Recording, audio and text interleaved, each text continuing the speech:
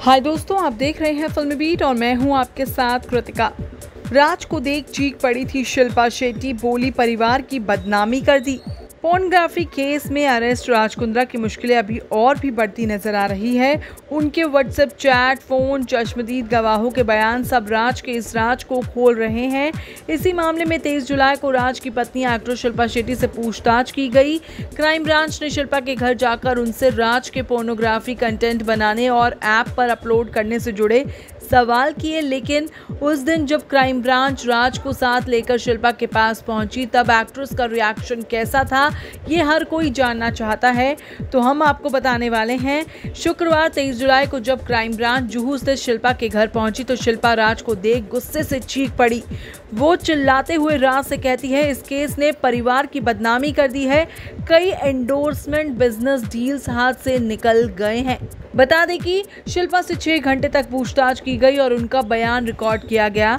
Crime branch के senior officer ने कहा, इस केस में शिल्पा शेट्टी का कोई रोल नहीं है। अब तक इस केस में शिल्पा की कोई इन्वॉल्वमेंट नहीं मिली, इसलिए हम उनसे दोबारा कोई सवाल नहीं पूछने वाले हैं। इतना ही नहीं, राज के अरेस्ट के बाद से ही शिल्पा बेहद टूट चुकी थी। उनका गुस्सा, हैरानी, बौखलाहट सब राज को देखते ही निकल पड़ा था। उस दिन राज को देखते ही वो अपना आपा खो बैठी, खूब रोई और राज पर चिल्ला पड़ी। शिल्पा ने राज से कहा कि ये सब क्यों किया। शिल्पा ने कहा कि परिवार की बदनामी के अलावा कई बिजनेस डील्स अब कैंसिल हो गई हैं। इस दौरान राज भी शिल्पा से बात करते दिखे। वो खुद को बेगुनाह बता रहे थे और कह रहे थे कि उनके खिलाफ बना इस केस का कोई आधार नहीं है। राज ने यह भी कहा कि उन्होंने पॉर्न नहीं बल्कि इरोटिक मूवीज बनाई हैं।